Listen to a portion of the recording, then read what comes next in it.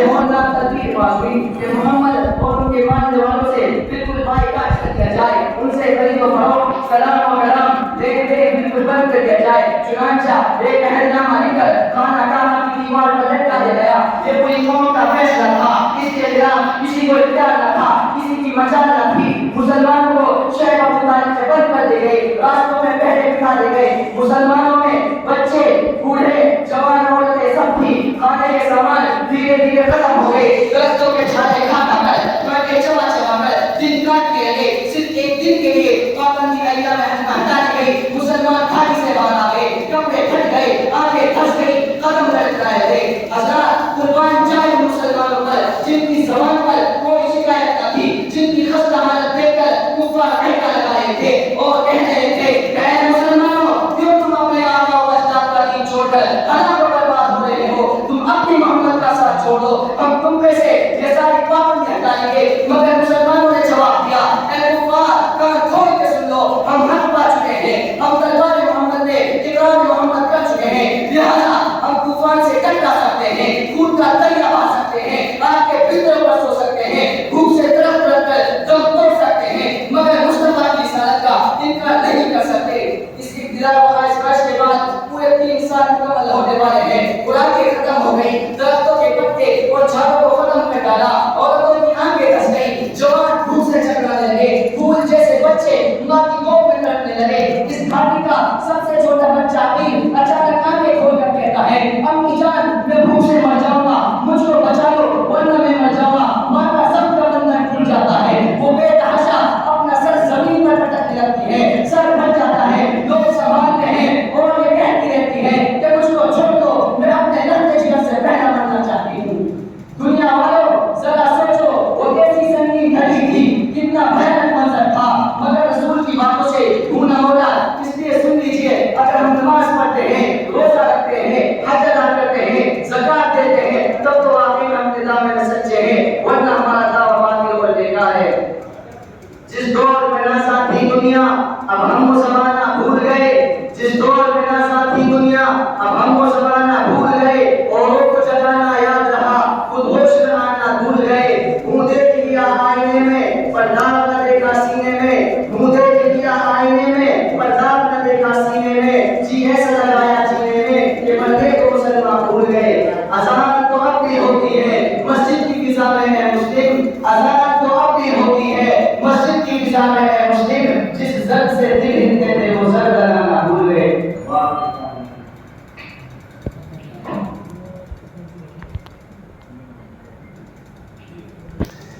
مولوی محمد شاہ سے تشریف لائے۔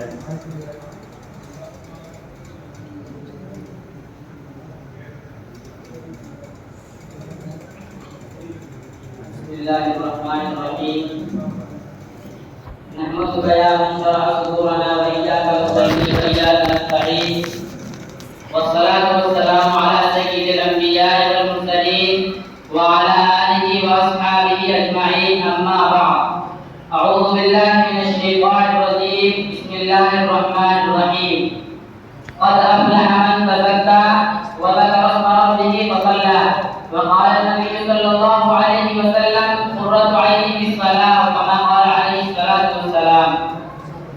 خالق نے کیا بنائی ہے نور نظر نماز، خالق نے کیا بنائی ہے نور نظر نماز، اندھیرا تھا جہاں پہ اگر نہ ہوتی نماز۔ اے مسلمانوں، بہر غفلت سے تیری ہستی نہیں، بہر غفلت سے تیری ہستی نہیں، دیکھ جنت اس قدر سستی نہیں۔ حاضرین کرام اور حضرات احتشام، آج مجھے اجازت دیجیے کہ میں مذہب اسلام کے سب سے عام رکن پر روشنی ڈالوں۔ وہ اتنا عام رکن ہے کہ قرآن کریم کی سینکڑوں سے زیادہ آیات میں اس کام کے کرنے کا حکم اور تاکید آئی ہے۔ کوئی پیغمبر ایسا نہیں آیا جس کو نماز کا حکم نہ دیا گیا ہو اور اس نے اپنی امت پر اس کو پیش نہ کیا ہو۔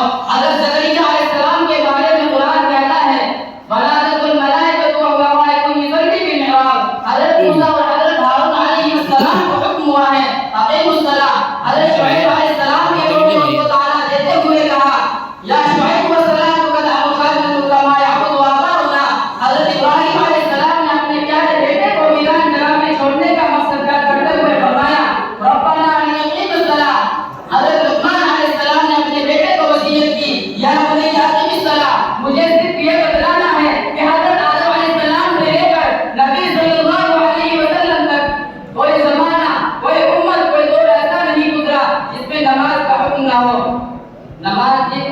ہوتی ہے۔ مسلمان بھائیوں، نماز کو اللہ تعالیٰ نے دین کے لیے کسوٹی بنایا ہے جو فرق کرتی ہے کون متقی ہے، کون شقی ہے، کون مسلمان ہے، کون شیطان ہے۔ لوگ تو آج ولی اس کو مانتے ہیں جس کے تعویذ سے آرام ملتا ہے۔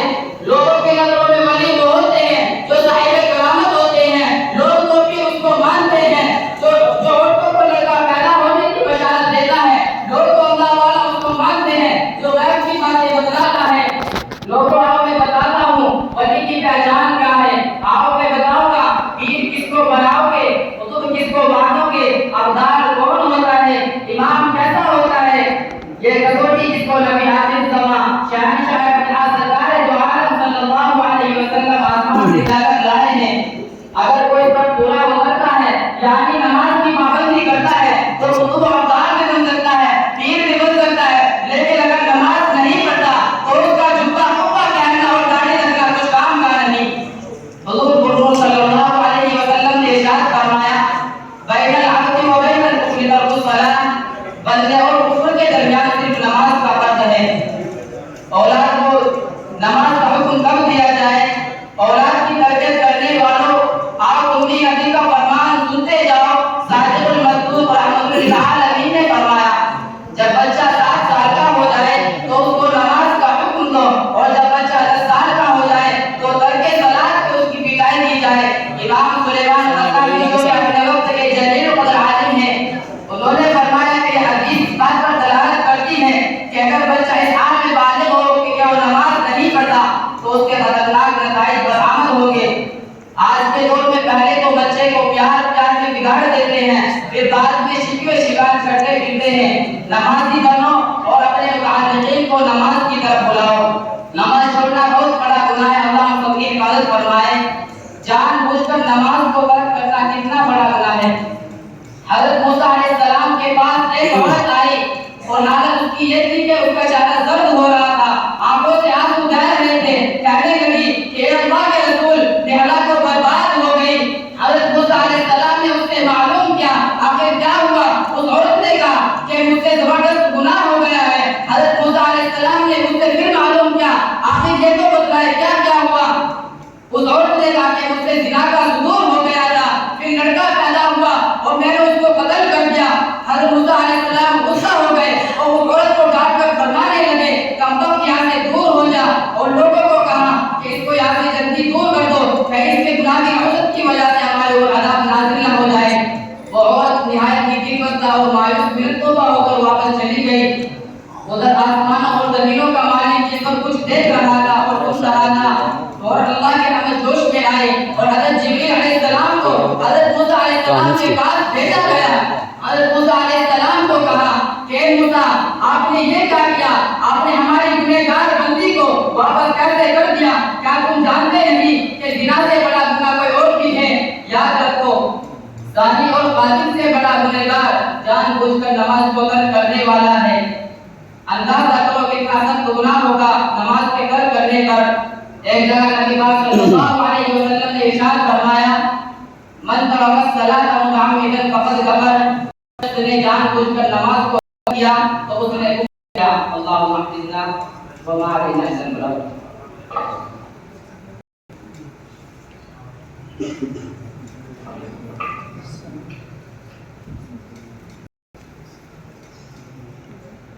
محمد صاحب عربی کے طالب علم